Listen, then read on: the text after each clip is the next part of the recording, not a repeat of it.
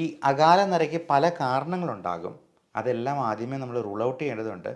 തൈറോയിഡിൻ്റെ പ്രശ്നങ്ങളോ മറ്റ് വൈറ്റമിൻ ഡെഫിഷ്യൻസീസോ vitamin D3, vitamin B12, B കോംപ്ലക്സിലുള്ള ഏറ്റവും പ്രധാനം B7 അല്ലെങ്കിൽ ബയോട്ടിൻ കണ്ടൻ്റുള്ള വൈറ്റമിൻസ് നമ്മൾ ചിലപ്പോൾ സപ്ലിമെൻറ്റ് ചെയ്യേണ്ടതായിട്ട് വരും.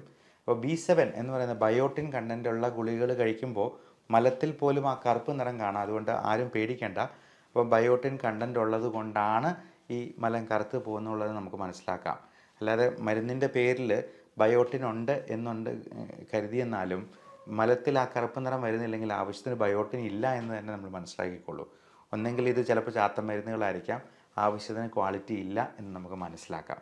അപ്പം നമുക്ക് ചെയ്യാവുന്ന ഈ ഹോം റെമഡിയിൽ നമുക്ക് ചേർക്കേണ്ട പ്രധാനപ്പെട്ട ചേരുവകൾ: ഒന്ന് വെർജിൻ കോക്കനട്ട് ഓയിലാണ്, 2 ഉലുവയാണ്. അപ്പോൾ ഈ ഉലുവയിൽ പലതരത്തിലുള്ള സപ്ലിമെൻറ്റ്സ്, നിക്കോട്ടിനിക് ആസിഡ് പോലുള്ള നിയാസിൻ അല്ലെങ്കിൽ നിക്കോട്ടിനിക് ആസിഡ്, ഇതെല്ലാം ബി കോംപ്ലക്സ് വൈറ്റമിൻസിൽ പെടുന്നതാണ്. ലെസിത്തിൻ എന്ന് പറയുന്ന കമ്പോണൻ്റ് ഉണ്ട്. ഇതെല്ലാം മുടിക്ക് നല്ല സ്ട്രെങ്ത് കിട്ടാനും അഴകുണ്ടാകാനും ആ സിൽക്കി നേച്ചർ മെയിൻറ്റെയിൻ ചെയ്യാനും ഒക്കെ സഹായിക്കാം.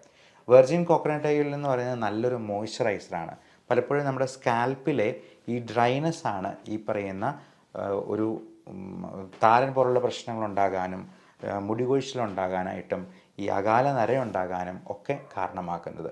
ഈ വെർജിൻ കോക്കനട്ട് ഓയിലിലാണ് നമ്മൾ ഈ ആവശ്യത്തിനുള്ള ചേരുവകൾ ചേർക്കുന്നത്. അതിലാദ്യമേ ഉലുവയാണ്. അത് നന്നായിട്ട് പൊടിച്ചതിന് ശേഷം വെർജിൻ കോക്കനട്ടിലൊരു ചെരുവത്തിലെടുക്കുക, അതിലേക്ക് ആഡ് ചെയ്തിട്ട് അത് ചൂടാക്കി നല്ലപോലെ ഇളക്കുക. രണ്ടാമത്തെ പ്രധാനപ്പെട്ട ചേരുവ കരിഞ്ജീരകമാണ്. കരിഞ്ജീരകത്തിൻ്റെ പൊടി, അത് പൊടിച്ചിട്ട് ഇതിൻ്റെ ഉള്ളിൽ തന്നെ ഈ ചേരുവയൊക്കെ ഉള്ളിൽ ചേർത്ത് വീണ്ടും നന്നായിട്ട് ഇളക്കുക. അപ്പോൾ ഇളക്കി കഴിയുമ്പോഴത്തേക്കും അത് കറുത്ത നിറത്തിലൊരു പേസ്റ്റ് പോലെയാകും. അതിനുശേഷം നമ്മൾ അടുത്ത ആഡ് ചെയ്യേണ്ട സംഗതി മൈലാഞ്ചി പൊടിയാണ്. അത് മൈലാഞ്ചിയുടെ ഇല കൊണ്ട് തന്നെ നമുക്ക് വേണേൽ പൊടിച്ചുണ്ടാക്കാം.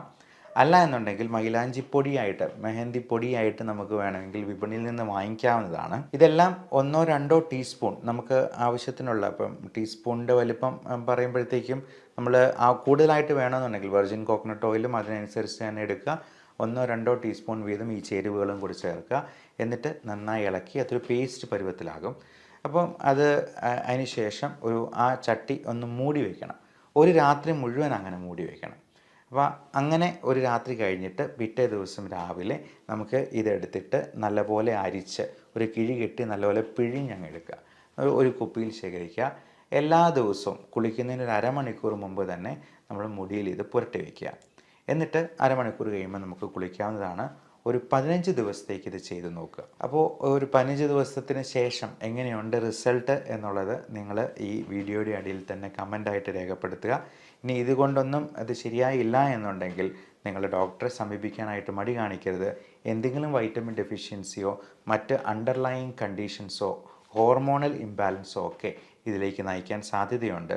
അതുകൊണ്ട് അതിനൊരു വിദഗ്ധ സേവനം നിങ്ങൾ വേഗം തന്നെ തേടേണ്ടത് അത്യാവശ്യമായിരിക്കും.